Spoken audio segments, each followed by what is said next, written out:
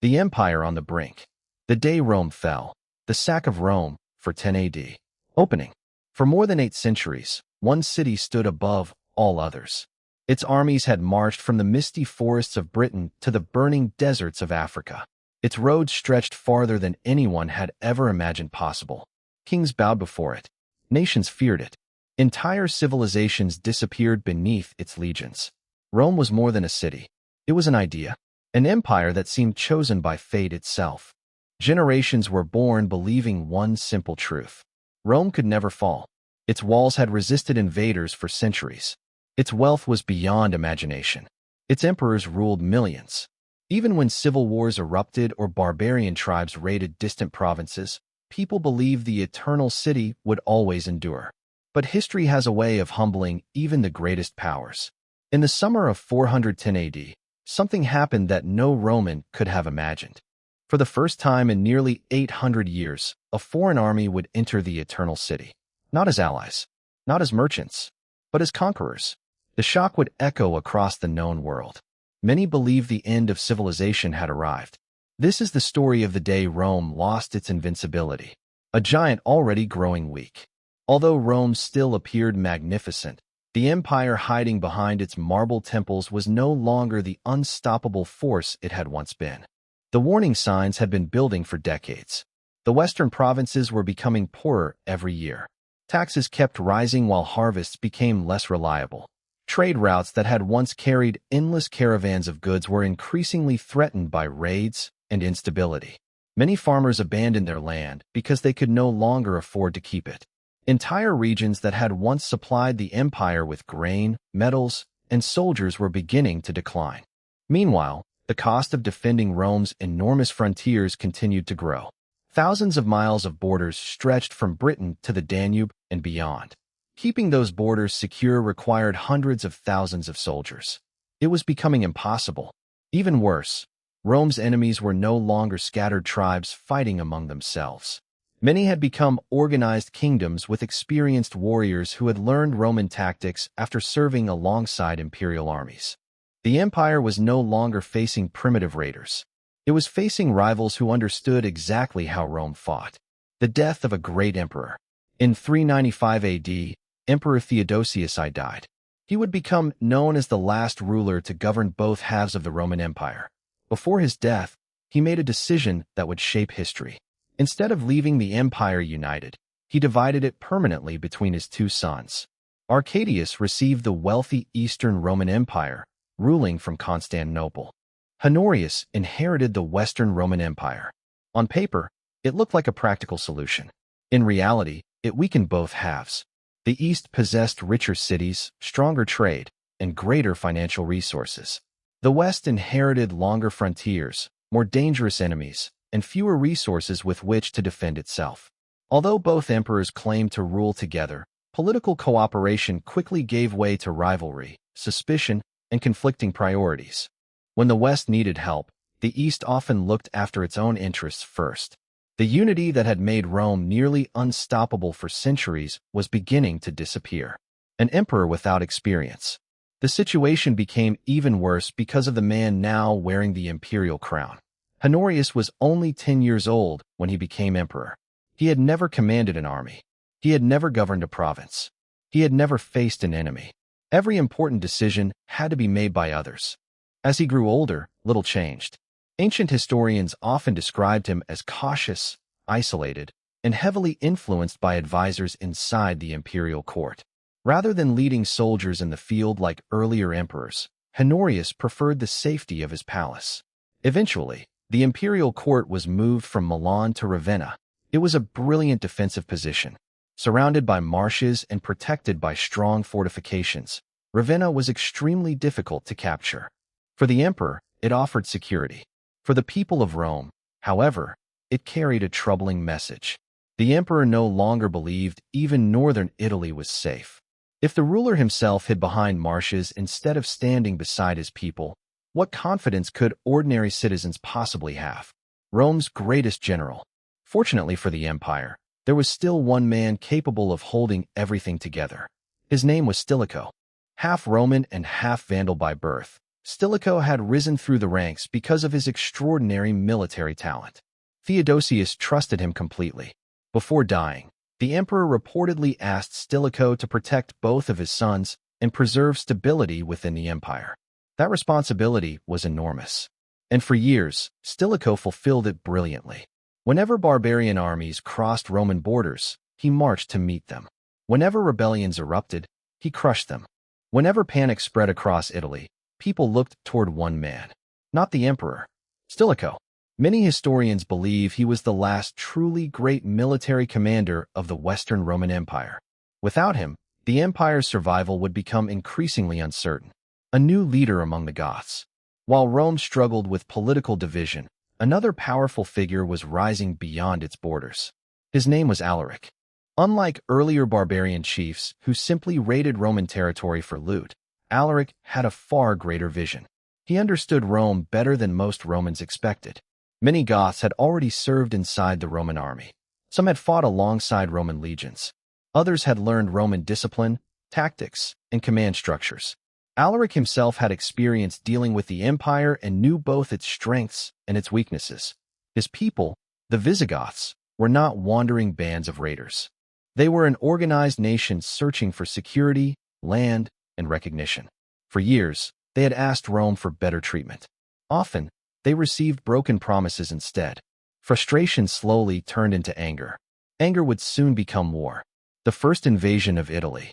In 401 AD, Alaric made his move. Leading tens of thousands of Goths, he crossed into northern Italy. The invasion shocked the empire. Entire towns emptied as frightened civilians fled south. Refugees crowded Roman roads. Rumors spread faster than armies. Some claimed hundreds of thousands of barbarians were coming. Others believed the end of Rome had finally arrived. It was exactly the kind of crisis that required decisive leadership. Once again, Stilicho answered.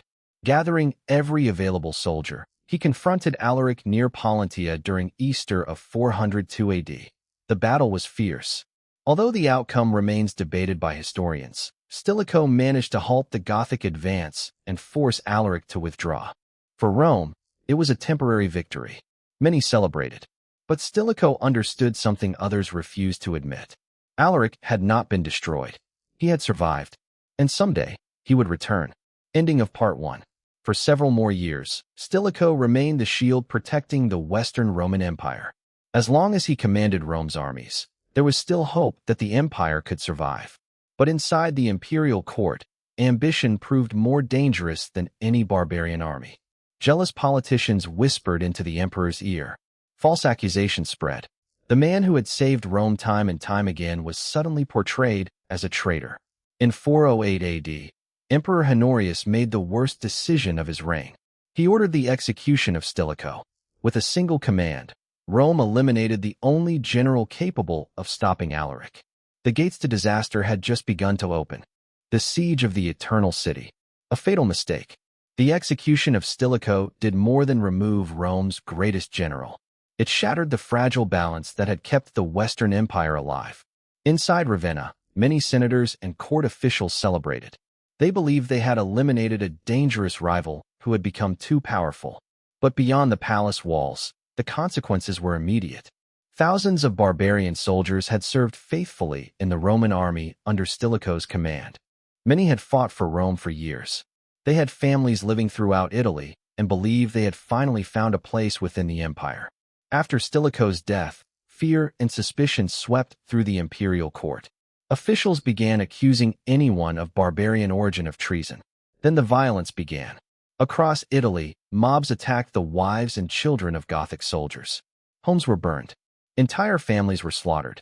Men who had spent years defending the empire returned to find their loved ones murdered simply because of their ancestry.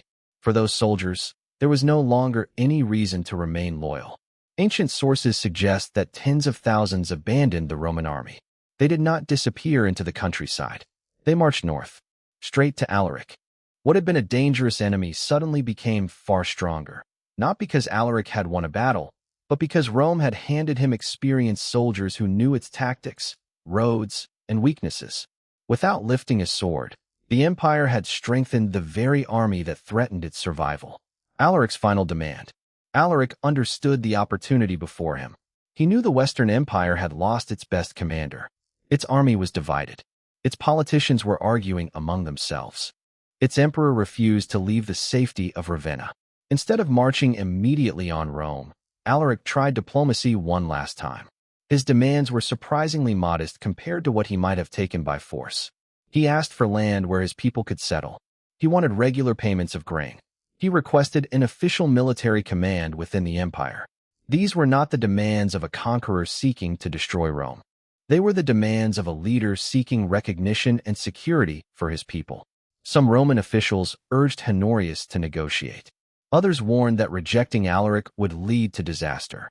The emperor chose pride over compromise. Every proposal was rejected. For Alaric, the message was clear. If Rome would not negotiate, it would have to be convinced. The road to the Eternal City.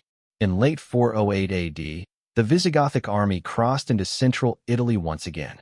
This time, almost no one stood in its way. Without Stilicho, there was no commander capable of gathering enough forces to stop them. Town after town surrendered without resistance. Farmers abandoned their fields. Merchants fled with whatever valuables they could carry. Smoke from burning villas marked the army's advance.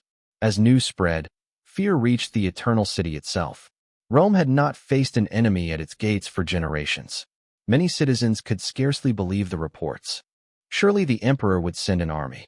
Surely reinforcements from Ravenna were already on their way. But none came. Honorius remained behind the marshes and walls of Ravenna, protected by one of the strongest defensive positions in Italy.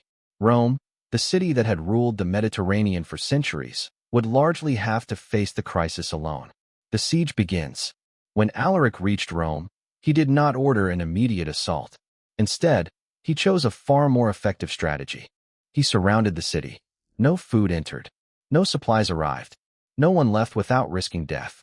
At first, many Romans remained confident. The city had survived difficult times before. Its enormous walls still stood. Its people believed relief would come. Days turned into weeks. Weeks turned into months. The situation inside the city grew desperate. Granaries emptied. Food prices exploded. Families sold their jewelry for a single loaf of bread. Then even bread disappeared. People slaughtered horses, then dogs, then rats. Ancient writers describe scenes almost too horrifying to imagine. The wealthy and the poor suffered alike. Disease spread quickly through overcrowded neighborhoods weakened by hunger. The smell of death lingered in the streets. Every morning, more bodies appeared. The Eternal City had become a prison, a city in despair.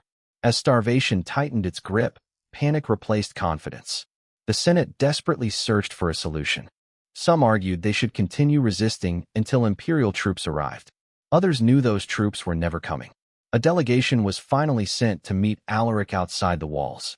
According to later accounts, one Roman envoy attempted to intimidate the Gothic king. "If you attack," he warned, "you will face countless brave citizens." Alaric reportedly smiled. "The thicker the grass," he replied, "the easier it is to mow." Whether those were his exact words is impossible to know, but the story captured the confidence that now belonged to the Visigothic leader. For the first time in centuries, Rome was negotiating not from a position of strength, but from desperation. The price of survival. Alaric named his terms. The ransom was staggering. Gold, silver, silk, fine clothing, thousands of pounds of precious metals. The city stripped itself of its wealth to survive. Statues were melted down. Temples surrendered their treasures. Private fortunes disappeared overnight. Convoys carried the payment out through the city gates to the Gothic camp. When the exchange was complete, Alaric lifted the siege. For a brief moment, Rome breathed again. Markets reopened. Food slowly returned. Many believed the nightmare was finally over. But Alaric had not achieved his real objective. Honorius still refused to negotiate seriously. The emperor remained safe inside Ravenna, convinced that time favored Rome. He could not have been more mistaken. The last chance for peace. Throughout 409 AD, negotiations continued. Alaric lowered his demands more than once, hoping to avoid destroying the city that had ruled the world. Even some Roman officials admitted that accepting his proposals would cost far less than another war. Yet every attempt collapsed. Messages traveled between Ravenna and Alaric's camp. Promises were made. Promises were broken. Mutual trust disappeared completely. At last, Alaric reached a conclusion he had tried to avoid for years. If the emperor would not come to terms, then only one option remained. Rome itself would have to fall. Ending of Part 2. As the summer of 410 AD approached, the Visigothic army marched toward the Eternal City for the third time. This time there would be no massive ransom, no temporary agreement, no final negotiation. Behind Rome's towering walls, nearly 1,000,000 hearts waited in fear. Outside, Alaric prepared for the moment that would change history forever. Soon, after almost 800 years, the gates of Rome would open to a foreign conqueror once again. The night Rome was opened, the calm before the storm.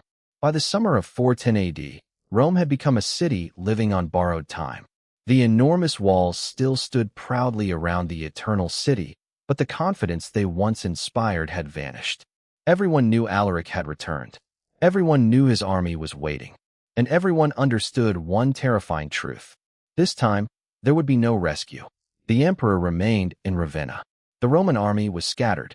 No great general was coming to save the city. Inside Rome, life continued, but only on the surface. Markets were quieter than ever. Many workshops had closed. The streets that once echoed with merchants, politicians, and soldiers were now filled with whispers. Parents kept their children indoors. Wealthy families hid their valuables beneath floors or inside walls. Some secretly tried to escape the city before it was too late. Others gathered in churches, praying that God would spare the Eternal City. The Romans had survived civil wars. They had survived plagues. They had survived famine. But they had never imagined that one day they would fear for Rome itself. Alaric's final decision. Outside the walls, Alaric faced a choice that would define his legacy. For years, he had tried to force negotiations. He had accepted payments instead of conquest. He had repeatedly offered peace if the empire would recognize his people. Every offer had been rejected. Now there was nothing left to discuss. His warriors had followed him across mountains, rivers, and battlefields. They expected victory. Many had lost relatives during Rome's massacres after Stilicho's execution. Others had spent years wandering without a permanent homeland. To them, Rome represented both unimaginable wealth and the government that had repeatedly betrayed them. Alaric knew that once his army entered the city, history would never be the same. But he also understood something else.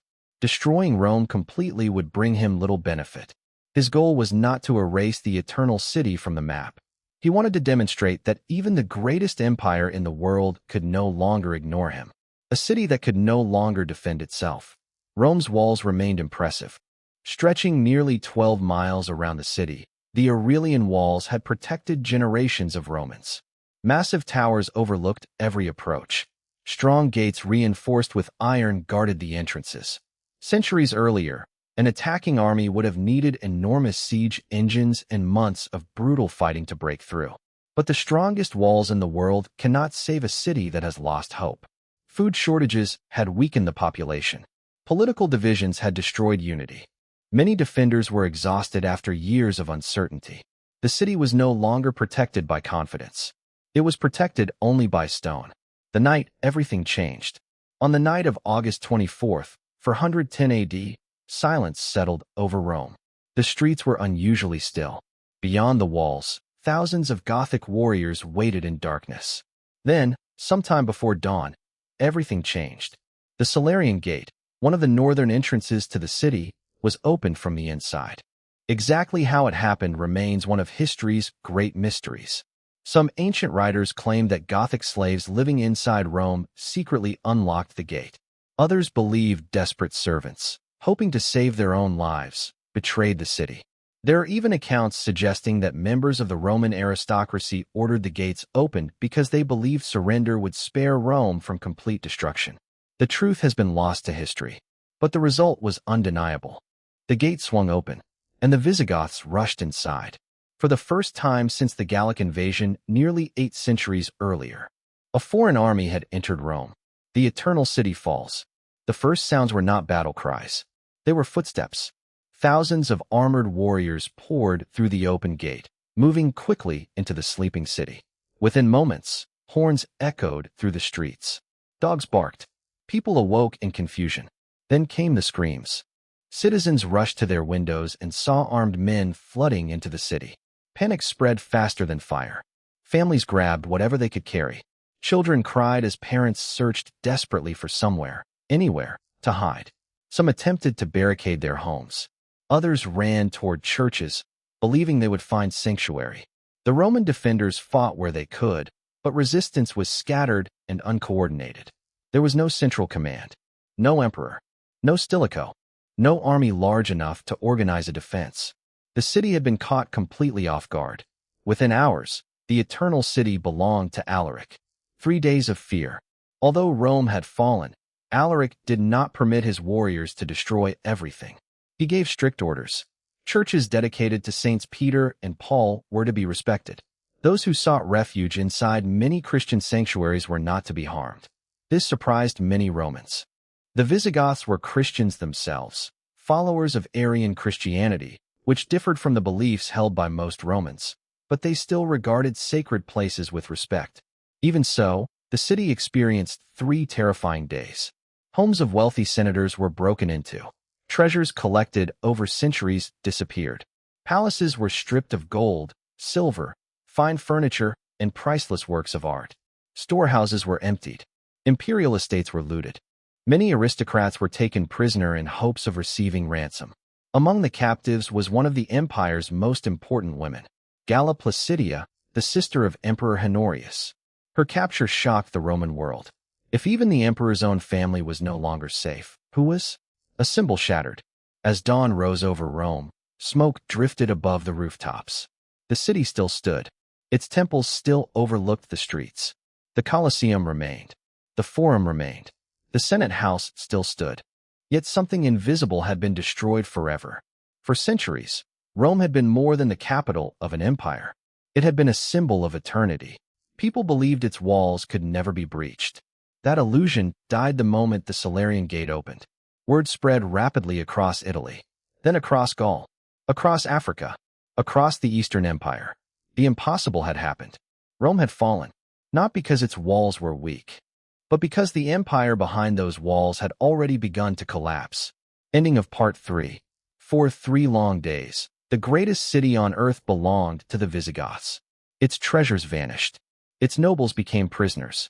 Its people watched in disbelief as the empire they had trusted all their lives failed to protect them. Yet the greatest consequences of the sack were still to come. The news of Rome's fall would send shockwaves across the known world, changing politics, religion, and history forever. 3 days that shook the world. A city without a master.